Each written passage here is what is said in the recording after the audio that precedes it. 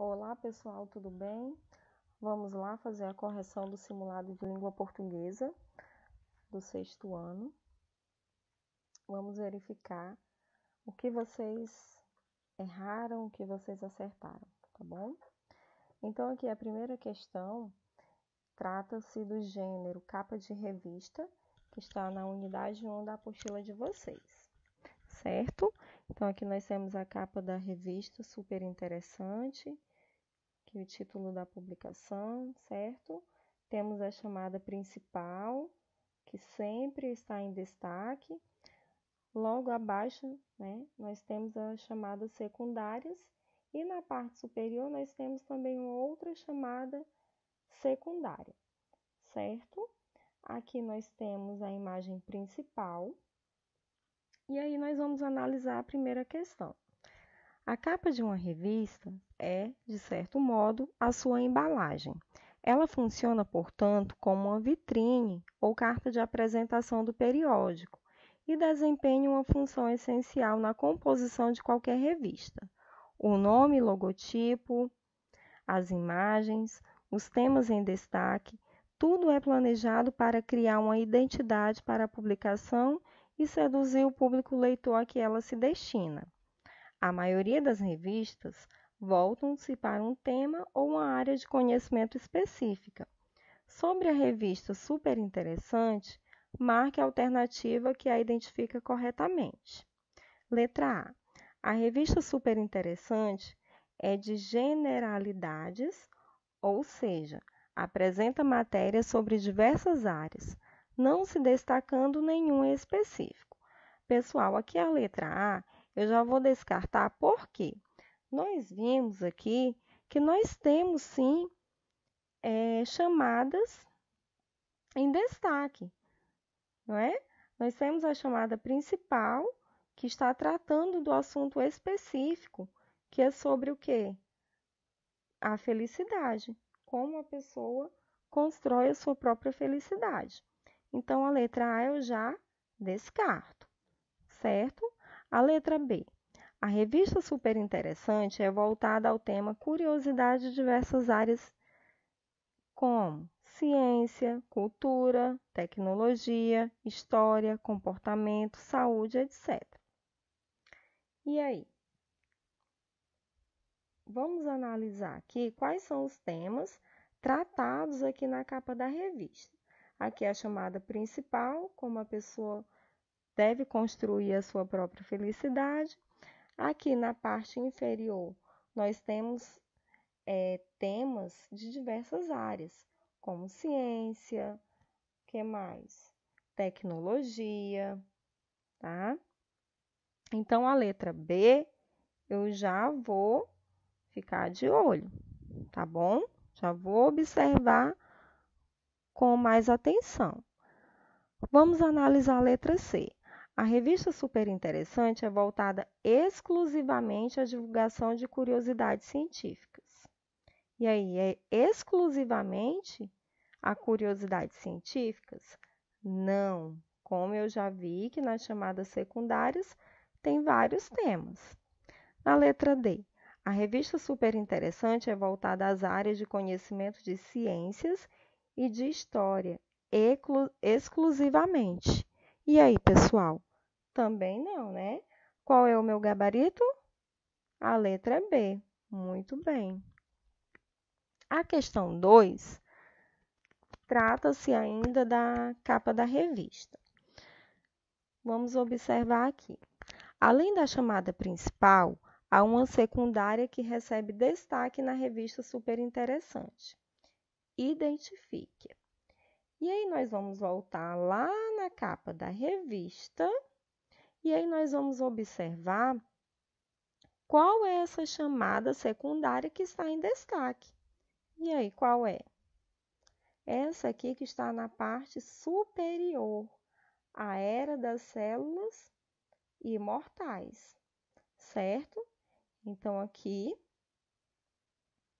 eu já vou observar que eu tenho que o meu gabarito, que é a letra C. Muito bem. A era das células imortais. Parabéns para quem acertou. A questão 3. A capa da revista Super Interessante utiliza a linguagem verbal e a não verbal. Identifique a chamada principal, a ilustração na parede e a modelo com o rolo de pintura e marque a alternativa que interpreta corretamente esses elementos constitutivos do texto. Pessoal, a linguagem verbal, como nós vimos na unidade 1 da apostila de vocês, ela representa o quê? A parte escrita da capa da revista. E a linguagem não verbal são as imagens, certo? Então, nós vamos interpretar a capa dessa revista observando esses elementos, a linguagem verbal e a linguagem não verbal, o texto escrito e as imagens. Tudo bem? A letra A diz assim: a chamada principal apresenta o tema da felicidade e de como as pessoas podem construí-la. Letra B. O sorriso na parede indica a felicidade da modelo por fazer o que gosta, ou seja, a chamada principal sugere que há apenas um meio para ser feliz: ter a profissão desejada. A letra C. Não há relação entre a imagem e a chamada principal. Aqui, gente, eu já vou descartar essa letra C, né? Porque a imagem ela está dialogando com a chamada principal. A letra D, a escada e materiais de construção e pintura, os tijolos, o serrote, a lata de tinta, o martelo, indicam que é muito trabalhoso construir a felicidade. Por isso, não vale a pena tanto esforço. Aqui também nada a ver. Então, qual é a alternativa correta, pessoal? A chamada principal, vamos voltar aqui, ó. Qual é a chamada principal? Como construir a sua felicidade. Bastam mudanças pequenas na rotina para aumentar seu bem-estar. Quem diz isso não são os livros de autoajuda, é a ciência. Conheça os 7 atalhos da psicologia para uma vida mais feliz. Então, eu observo aqui que a minha chamada principal, ela está dialogando com a imagem, ou seja, com a linguagem não verbal, tá bom? E aí eu tenho o quê?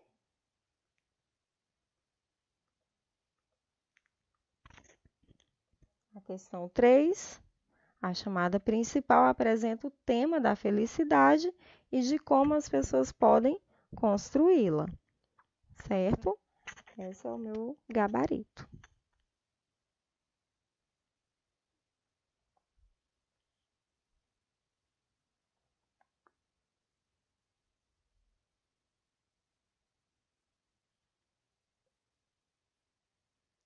Vamos lá agora a questão 4. Texto para a questão 4. Os substantivos são as palavras que dão nomes. Quando analisamos com cuidado, podemos ainda dividi-los em outras subcategorias, como a dos substantivos primitivos e dos substantivos derivados. Os substantivos primitivos são as palavras que não partem de outra palavra. Um exemplo seria fogo. Os substantivos derivados, por sua vez, são palavras formadas a partir de outras, primitivas, como fogueira, deriva de fogo. Com base nisso, leia a tirinha. Nisso que dá, e em festa de bacana. Fui comer os salgadinhos do chão e quebrei os dentes. Meu colar de pérolas. Então, essa tirinha é do Fernando Gonçalves, acervo do cartunista. O comando da questão diz assim: a palavra festa é um substantivo primitivo, mas poderia ter sido substituída por outros substantivos derivados sem que o sentido da tirinha fosse prejudicado. Um substantivo derivado da palavra festa que poderia ter sido usado na tirinha é: letra A, celebração, B, comemoração, C, festividade ou D, festivo. Pessoal, o substantivo primitivo, como nós vimos, é aquele que não deriva de outra palavra, certo? E o substantivo derivado é aquele que dá origem, se originou a partir de outra, certo? Então, qual é a palavra que nós poderíamos substituir na tirinha sem que a tirinha perca o sentido? Qual é a correta? Muito bem, para quem marcou festividade. Agora que nós temos um textinho para as questões 5 e 6. Esta reportagem trata das vantagens do silêncio na era do barulho. Silêncio, por favor. A ausência de barulho pode turbinar o cérebro e a criatividade. O barulho do trânsito, sirenes, estridentes, vozes altas, alertas de mídia social, tudo pode ser avassalador na vida de alguém. Mas, ainda assim, a ausência de som tem sido associada à solidão, ao tédio ou à tristeza. Vivemos na era do barulho.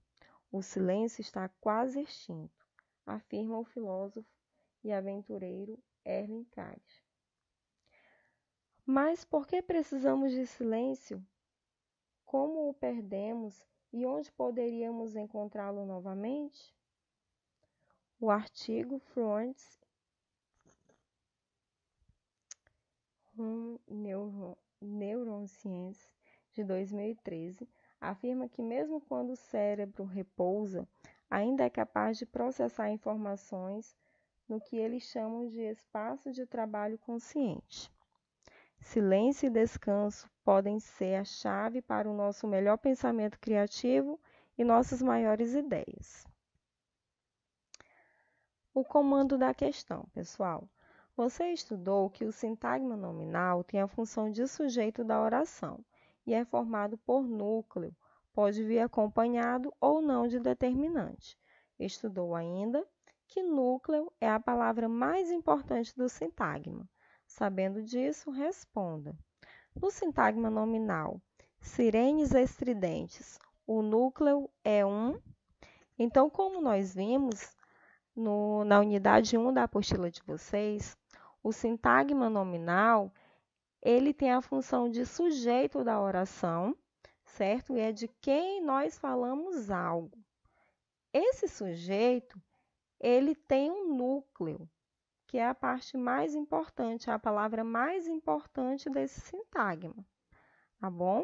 Esse núcleo, ele será sempre o quê, pessoal? Que eu falei para vocês, ele será sempre um substantivo, tá? Então, aqui, parabéns para quem acertou. Então, no sintagma nominal sirenes estridentes, o núcleo é um substantivo, que no caso aqui é a palavra sirenes, tá bom? E estridentes é um adjetivo, mas como está querendo saber o núcleo, no núcleo aí é a palavra sirenes, ok? Questão 6. A palavra silêncio é acentuada porque é uma oxítona terminada em O, paroxítona terminada em ditongo, proparoxítona, letra D, oxítona terminada em ditongo aberto. E aí, pessoal, o que vocês fizeram? Quem foi que marcou a letra B? Paroxítona terminada em ditongo, certo? O que é o ditongo? É quando eu tenho uma semivogal e uma vogal na mesma sílaba, certo? Se eu fosse fazer a separação dessa palavra, a separação silábica ficaria como? Silencio, certo? Então, o I e o O ficaria junto, certo? Então, é paroxítona, por quê? Porque eu tenho a penúltima sílaba tônica, que no caso é o lem, e ela termina em ditongo, certo? Que é a junção de uma semivogal, que é o i, mais a vogal o. Por isso que é a letra B, certo? Texto para a questão 7. O trecho da notícia trata da primeira nave a conseguir entrar na atmosfera do Sol. Em sua leitura, atente-se à palavra em destaque. Pela primeira vez na história, uma nave espacial entrou na atmosfera do Sol e sobreviveu para contar. Na quarta-feira, foram publicados os primeiros resultados científicos reunidos pela sonda solar Parker da NASA, durante suas 2 primeiras aproximações ao astro. Os dados revelam uma estrela muito mais violenta e enigmática do que se pensava. Questão 7. Você estudou que os substantivos são as palavras que nomeiam os seres. A palavra estrela, presente no trecho, é classificada como substantivo A. Próprio, porque retoma sol, que é um ser específico. B. Comum, porque nomeia um ser de forma genérica, não o especificando. C. Coletivo, porque é usado no texto para se referir a um grupo de planetas. D. Composto, porque é formado por apenas uma palavra. Gente, vamos analisar aqui cada alternativa para verificar se vocês chegaram ao gabarito. Vamos lá, voltando aqui, ó. Letra A, próprio, porque retoma sol, que é um ser específico. Pessoal, eu posso dizer que a palavra, esse substantivo estrela é um substantivo próprio? Olhem só, os dados revelam uma estrela. Não é próprio, porque se fosse próprio, estaria com letra inicial maiúscula, certo? Então, não estou especificando que estrela é essa. A letra A eu já descarto. A letra B, comum, porque nomeia um ser de forma genérica, não o especificando. Aí eu vou reservar essa letra B. Vamos analisar a letra C. Coletivo, que é usado no texto para se referir a um grupo de planetas. A palavra estrela está se referindo a um grupo de planetas? Não, né, pessoal? Então, eu já descarto também. A letra D, composto, porque é formado por apenas uma palavra. Pessoal, o substantivo composto, ele é formado por apenas uma palavra? Não, ele é formado por 2 ou mais palavras. Então, aqui eu já descarto a letra D. Qual é a correta? Muito bem para quem marcou comum, porque nomeia um ser de forma genérica. Não estou especificando que estrela é essa, tá bom? Agora, se estivesse especificando a estrela, aí seria substantivo próprio.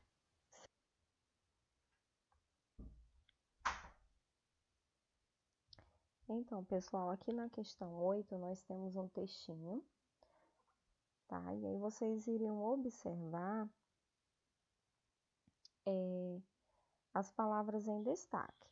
Aqui nós temos a palavra tênis e a palavra sócios, certo? O que diz o comando da minha questão? Há, na língua portuguesa, algumas regras para acentuação de palavras. Nesse sentido, tênis e sócios, em destaque no texto, são acentuadas por quê? Então, vamos analisar aqui, pessoal, essas 2 palavras e vamos observar por que elas são acentuadas, certo? Se eu fosse fazer a separação silábica, como ficaria? Tênis, certo?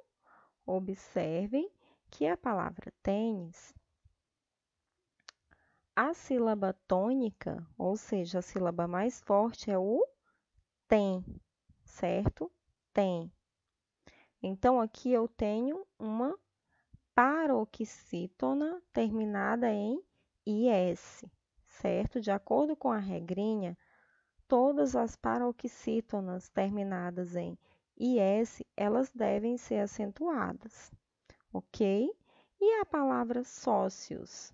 Se eu fosse fazer a separação silábica, como ficaria? Só, tracinho, cios. Então, o que eu tenho aqui? Eu tenho um ditongo, certo? Ditongo, o que é ditongo? Quando eu tenho na mesma sílaba uma semivogal, que é o I, e uma vogal, que é o O. E quando eu tenho esse ditongo, o que acontece? A paroxítona, ela é acentuada, certo? Ditongo seguido de S. Então, as duas palavras, elas são paroxítonas. Portanto, qual é o meu gabarito? Letra D.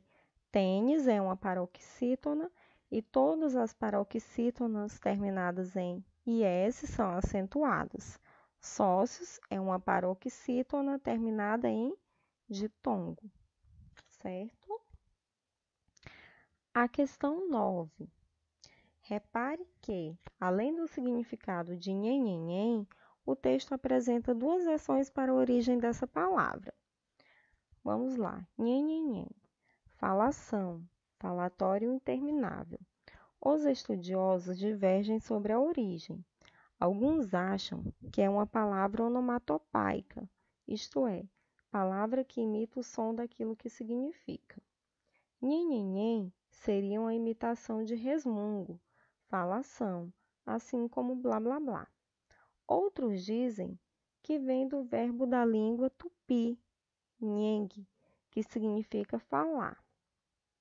A repetição do verbo dá em nhengue, nhengue, nhengue, que quer dizer falar, falar, falar.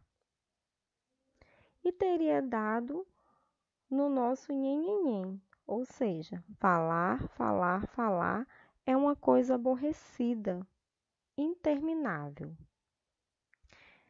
Questão 9. As versões apresentadas no texto para a origem de nhenhenhen são: letra A, incertas, pois não se sabe exatamente se a palavra se originou pela repetição de sons que se parecem com resmungos ou se surgiu a partir de outra palavra da língua tupi.